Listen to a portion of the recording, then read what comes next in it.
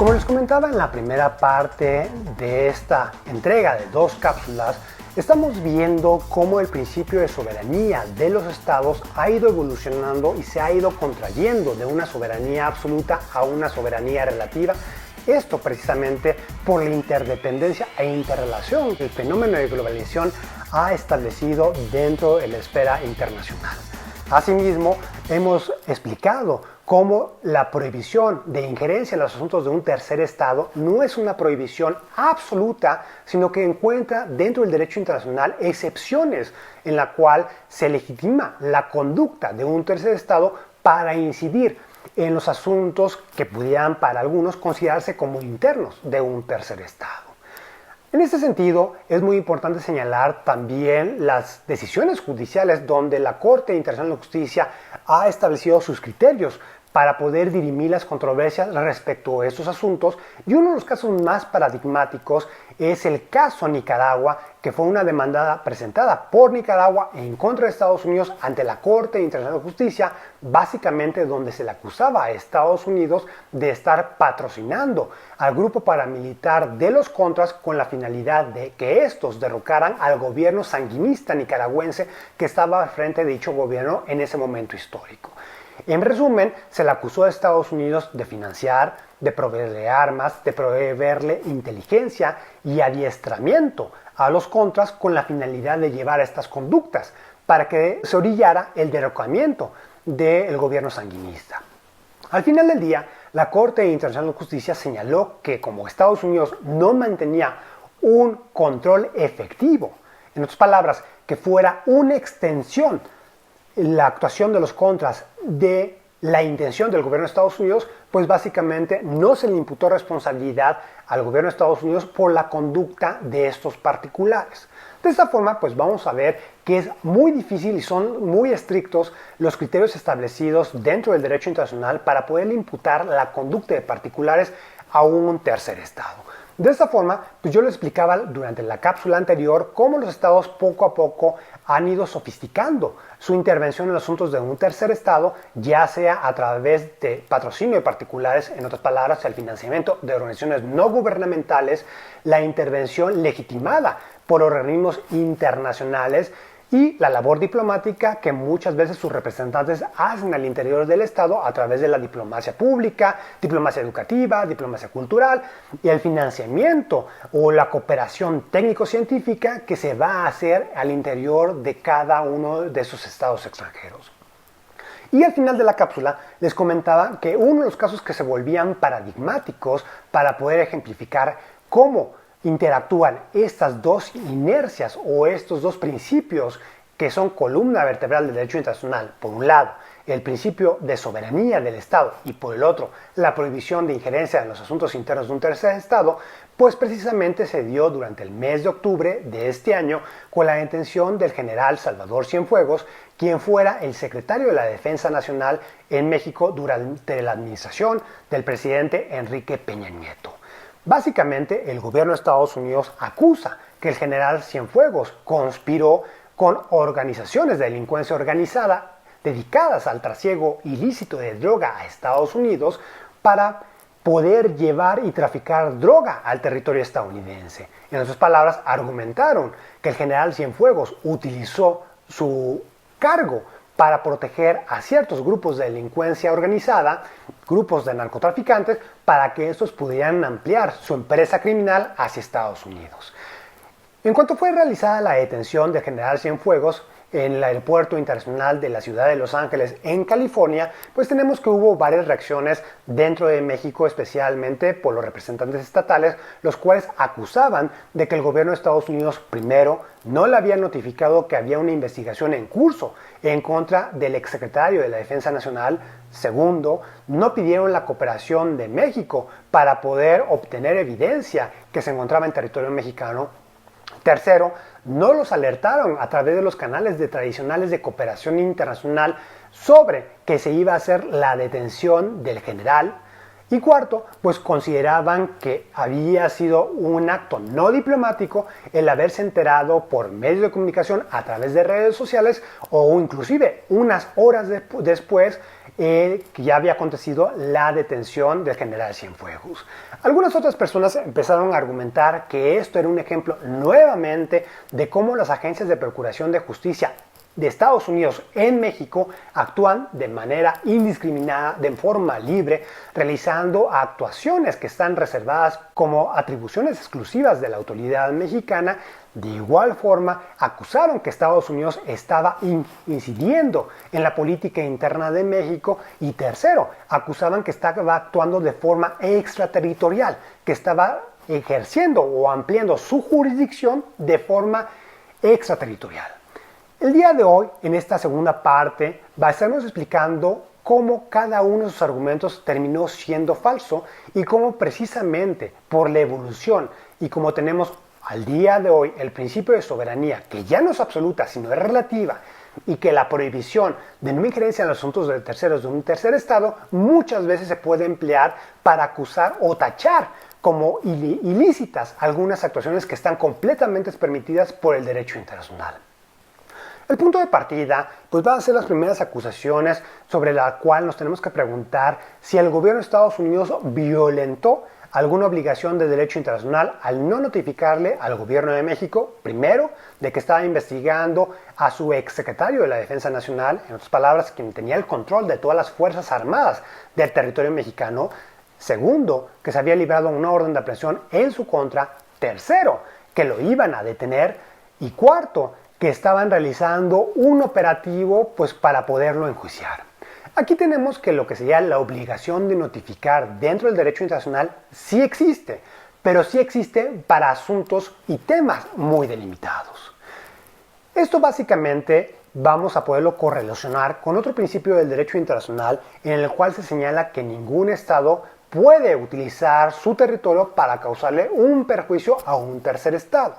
Esta máxima vamos a verla codificada en el principio sic utere tuo alienum non laedas. Este principio, el cual es parte medular de los argumentos que estaremos explicando el día de hoy, va a funcionar de dos formas para este caso. Por un lado, en el sentido de para poder ejemplificar cómo existe la obligación de notificar de que un Estado va a realizar ciertas construcciones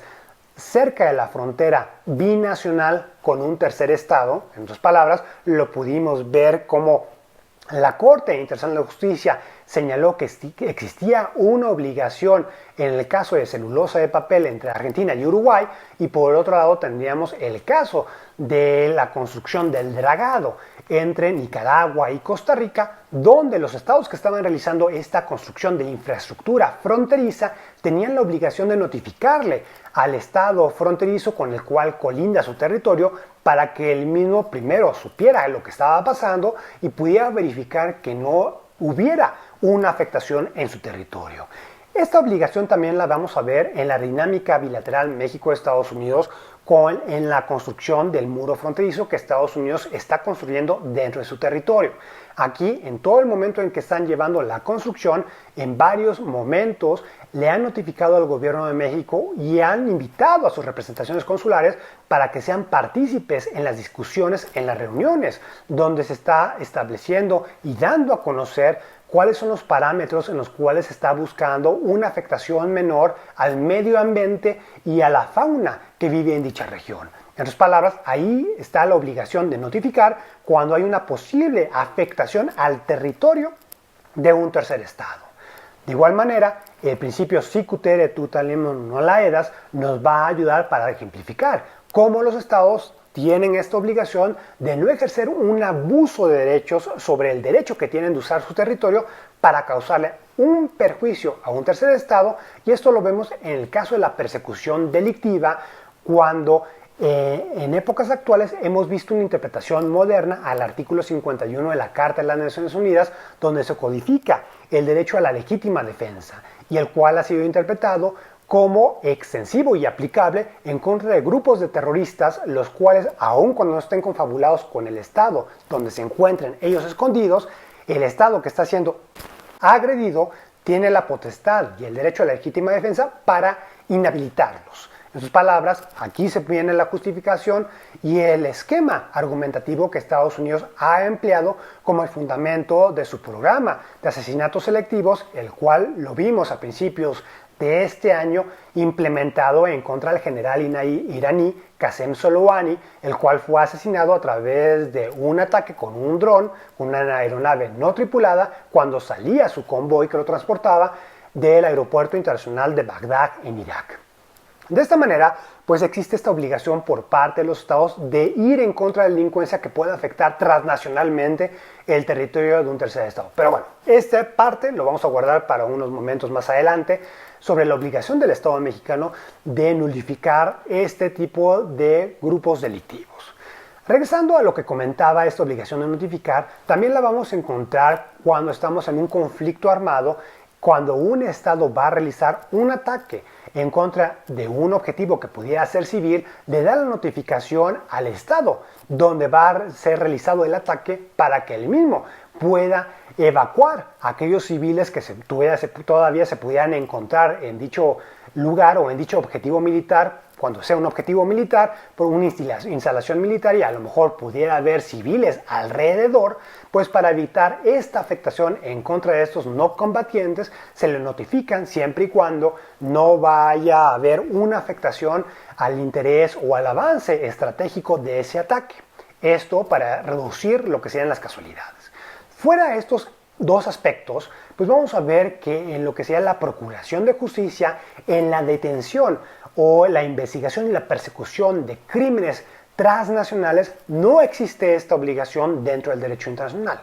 Aquí es muy importante destacar que tenemos una trilogía de instrumentos internacionales realizados y codificados por la Oficina para la Droga y el Delito de las Naciones Unidas, en la cual lo podemos ver en la Convención de Palermo, Delincuencia Organizada Transnacional, la Convención de Mérida contra la Corrupción y la Convención de Viena sobre Tráfico Ilícito de Estupefacientes.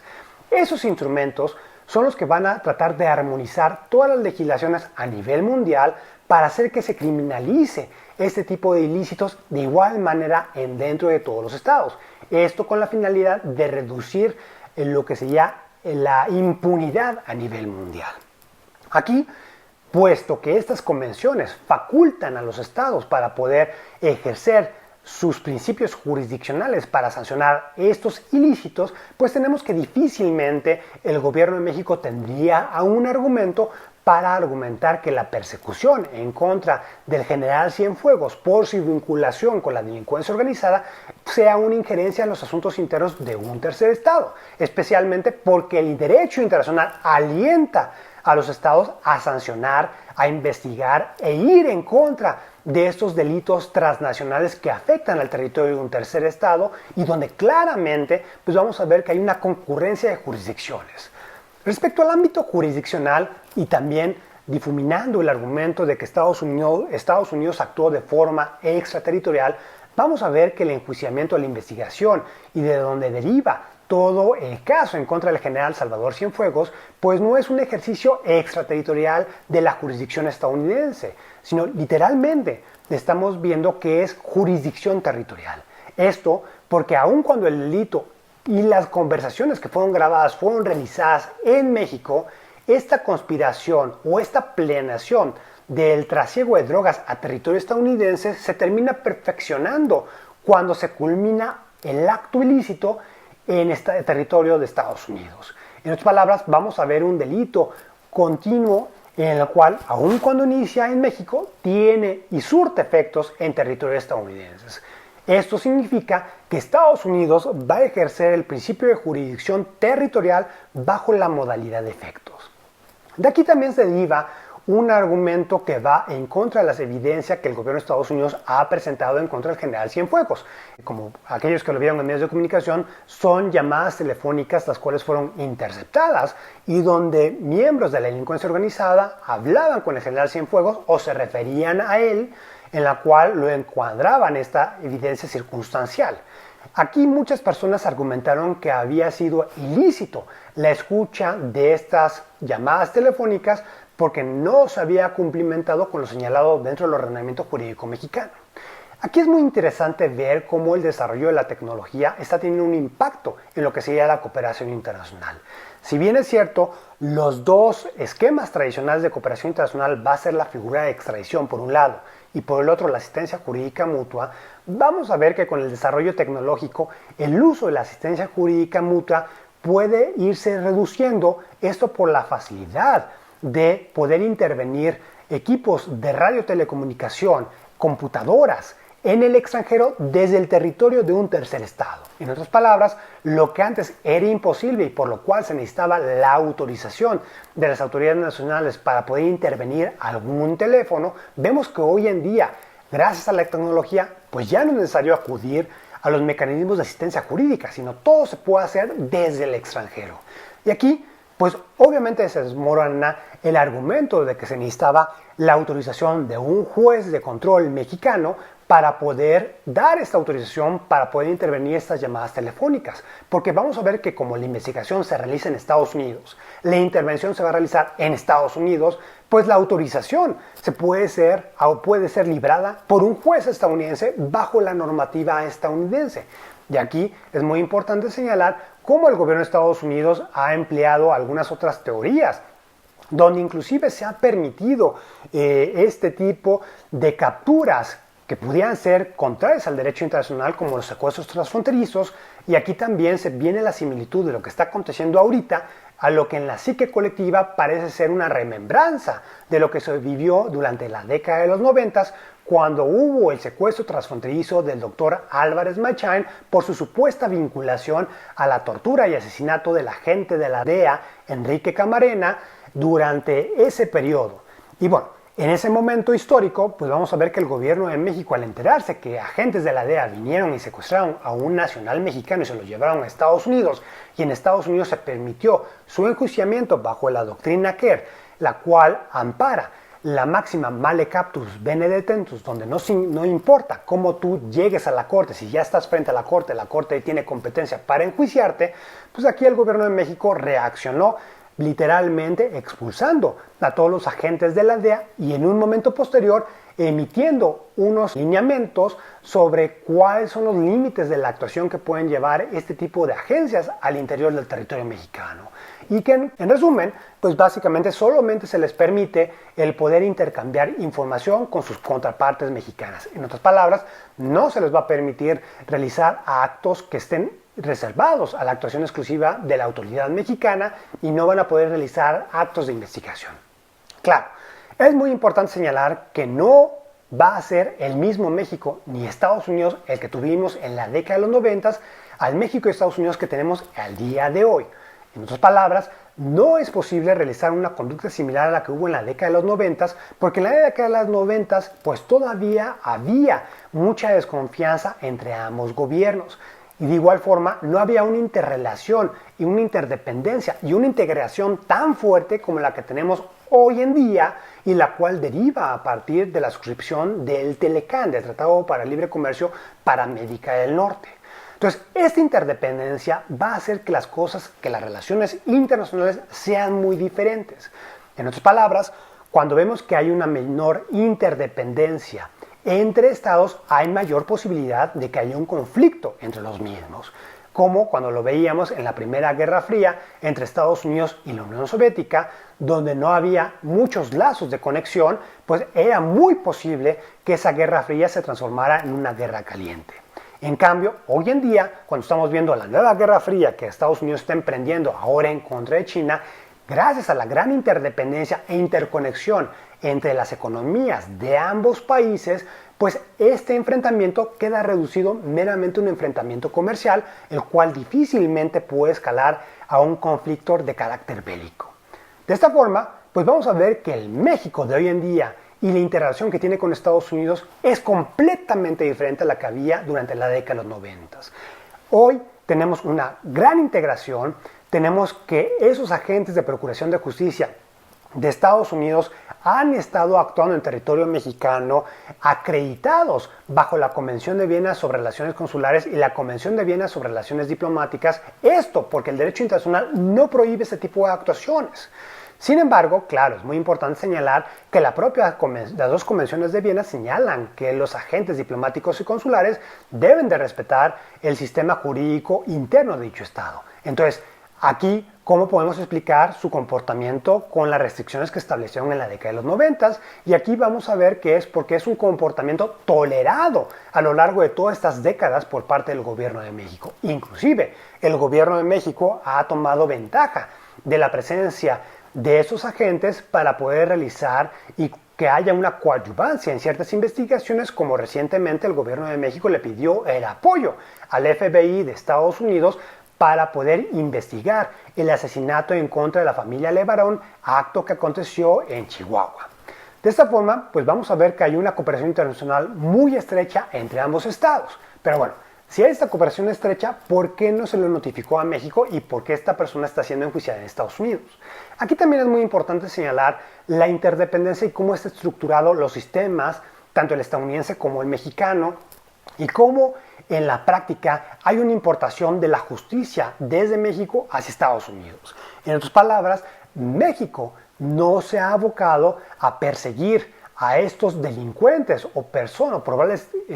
personas responsables de este tipo de crímenes, los cuales sean de un alto perfil político. En otras palabras, si hacemos un recuento histórico, vemos que la mayoría de los ex gobernadores, de los ex fiscales generales, de ex altos funcionarios ya a nivel federal o local, incluyendo diputados, no han sido enjuiciados en México, sino la mayoría han sido detenidos en Estados Unidos. De igual forma, las empresas transnacionales, que muchas veces vemos que han cometido actos de corrupción a lo largo de varios países, en Estados Unidos es donde se sanciona y aquí en México vamos a ver que hay una laguna. De esta forma, pues para evitar que exista esta laguna y que se haga más evidente en las altas esferas del poder, Estados Unidos, justamente cuando hay una afectación a sus intereses, es quien ha desarrollado la investigación, la persecución y el enjuiciamiento de estos altos funcionarios mexicanos.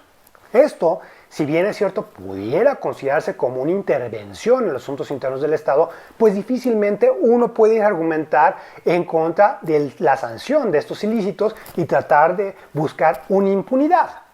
De igual manera, el hecho de que Estados Unidos se encargue de la persecución de estos delitos ha facilitado y ha permitido que haya una estabilidad política y social al interior del Estado mexicano. Esto porque evita escenarios de que haya conflicto entre las diferentes fuerzas políticas al interior del país, las cuales, al verse perseguidas por el gobierno en turno, podían desestabilizar la situación social del país o tratar de vulnerar las instituciones mexicanas. Algo similar como lo que veíamos hace unos meses tras la salida de Evo Morales de Bolivia